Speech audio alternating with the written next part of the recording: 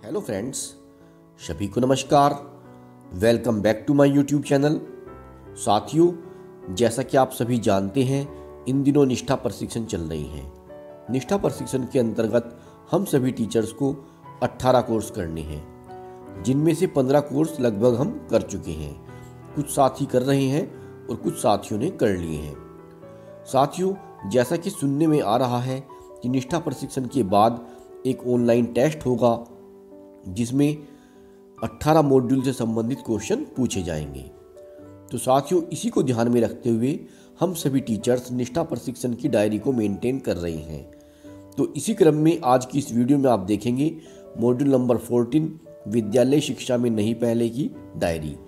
साथियों, module number 14 का PDF आपको इस वीडियो के डिस्क्रिप्शन बॉक्स से मिल जाएगा। ये PDF पासवर्ड प्रोटेक्टेड है।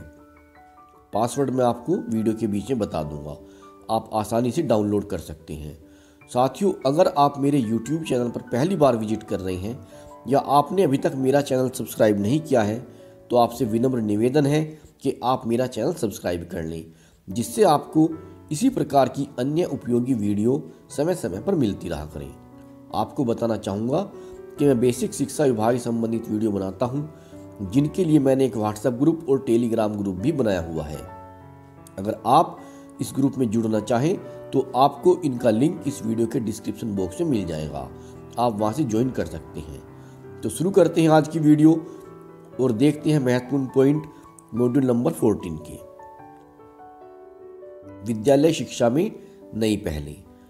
शिक्षा मानव संसाधन विकास का मूल है, जो देश की सामाजिक आर्थिक बनावट को संतुलित करने में महत्वपूर्ण और सहायक भूमिका निभाती है। बेहतर गुणवत्ता का जीवन प्राप्त करने के लिए एवं अच्छा नागरिक बनने के लिए बच्चों का चहुमुखी विकास जरूरी है। शिक्षा की एक मजबूत नींव के निर्माण से इसे प्राप्त किया जा सकता है।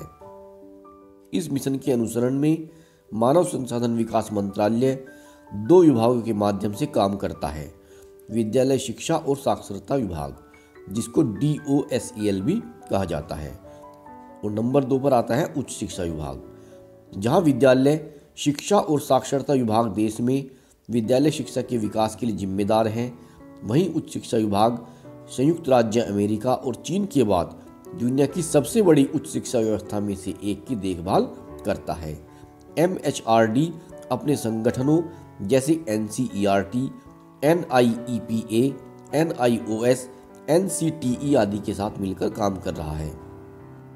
हालांकि MHRD का दायरा बहुत व्यापक है। यह मॉड्यूल DOSEL द्वारा सार्वभौमिक शिक्षा और इसकी गुणवत्ता में सुधार की दिशा में हाल में किए गए प्रयासों पर केंद्रित है। अब देखते हैं मॉड्यूल के उद्देश्य। इस मॉड्यूल के अध्ययन से शिक्षार्थी DOSEL द्वारा स्कूली शिक्षा हेतु किए गए हाल के प्रयासों जैसे PGI, UDSE प्लस आदि के बारे में जागरूकता प्राप्त कर स्कूल में क्रियान्वित कर पाएंगे। विद्यालय शिक्षा की गुणवत्ता में सुधार के लिए समग्र शिक्षा के अंतर्गत उद्देश्यों और प्रावधानों को समझेंगे। स्कूलों में सीखने पढ़ने की आदतों को बढ़ावा देने के संदर्भ में पुस्तकालय की पुस्तकों के उपयोग और खेल, रसोई घर से जुड़ी बागवानी, किचन गार्डन, पोषण उद्यान, युवा और पारिस्थितिकी क्लब आदि प्रयासों के माध्यम से बच्चों को आनंदमय एवं अनुभवजन्य अध्ययन के अवसर प्रदान करेंगे। अब आता है इसकी भूमिका। 1976 से पहले तक शिक्षा राज्यों की विशेष जिम्मेदारी थी। 1976 का संवैधानिक संशोधन, जिससे शिक्षा संवर्धित सूची में शामिल हुई, एक महत्वपूर्ण कदम था। वित्तीय, प्रशासनिक और मूलभूत बदलावों के लिए केंद्र सरकार और राज्यों के बीच जिम्मेदारी के नए बंटवारे की आवश्यकता थी। हालांकि इससे शिक्षा में राज्यों की भूमिका और जिम्मेदारी काफी हद तक अपरिवर्तित रही है, पर इसके बावजूद केंद्र सरकार ने शिक्षा के राष्ट्रीय और एकीकृत चरित्र को मजबूत करने, सभी स्तरों पर शिक्षण के पेशे सहित अन्य समस्त आयामों में गुणवत्ता और मानक बनाए रखने और देश की शैक्षिक जरूरतों के अध्ययन और निगरानी की एक बड़ी जिम्मेदारी स्वीकार की। देश में प्राथमिक शिक्षा के सार्वभौमिकरण UEE की प्राप्ति के साथ साथ माध्यमिक शिक्षा को बढ़ावा देने के लिए भारत सरकार ने कई कार्यक्रमों और परियोजनाओं की शुरुआत की, जिन्हें आमतौर पर केंद्र प्रायोजित योजना कहा जाता है। CSS वे योजनाएं हैं जो राज्य, संघ राज्य क्षेत्रों की सरकारों द्वारा कार्यान्वित की जाती हैं, लेकिन इनका वित्त पोषण मुख्यतया केंद्र सरकार द्वारा किया जाता है, जिसमें राज्य सरकार की भागीदारी भी निर्धारित होती है। शिक्षा पर राष्ट्रीय नीतियों के सिद्धांतों को ध्यान में रखते हुए देश की मानव संसाधन क्षमता का पूरी तरह से उपयोग करने तथा समान गुणवत्ता की शिक्षा सुनिश्चित करने के लिए सरकार विभिन्न केंद्र प्रायोजित योजनाओं के कार्यान्वयन में एकीकृत दृष्टिकोण अपनाती है।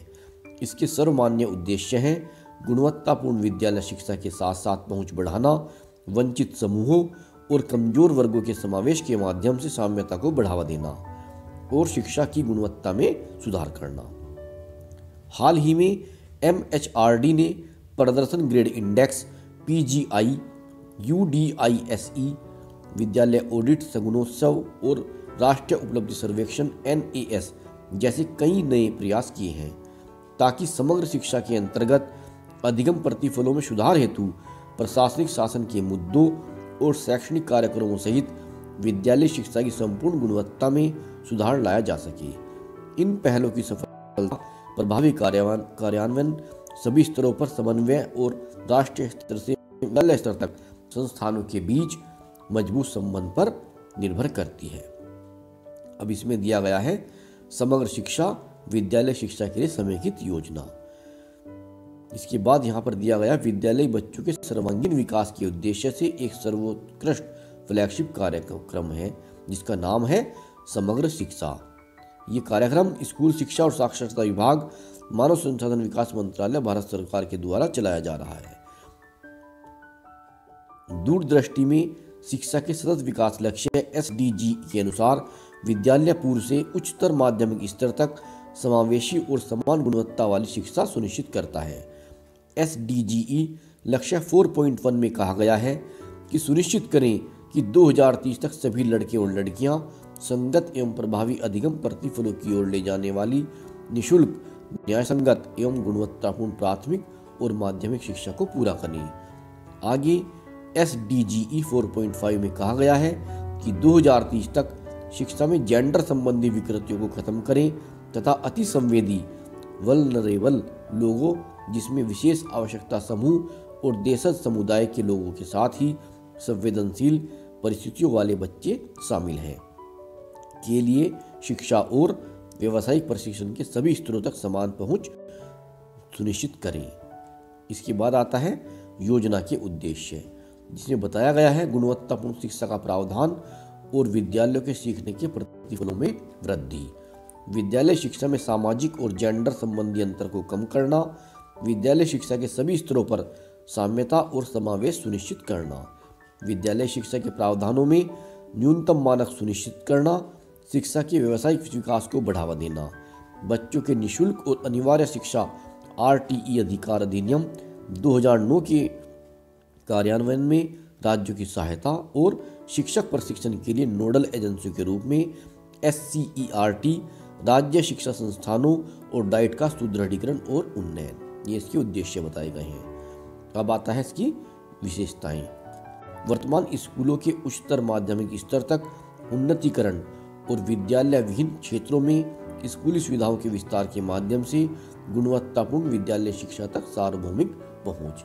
साथियों, ये जो मैं आपको मॉड्यूल नंबर 14 की PDF बता रहा हूँ, इसका पासवर्ड है 4 टाइम 1, यानी कि 1 1 1 और 1, 4 बार 1, जिसका पासवर्ड है। इसको आप डाउनलोड कर सकते हैं।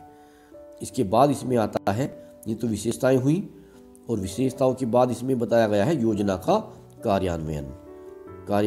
इसके बाद आता है योजना के घटक में सबसे पहले है विद्यालय पूर्व शिक्षा। इसके बाद तत्पश्चात आता है इसमें विद्यार्थियों में पढ़ने की आदत डालना, समग्र शिक्षा के तहत पुस्तकालय अनुदान, पढ़े भारत बड़े भारत।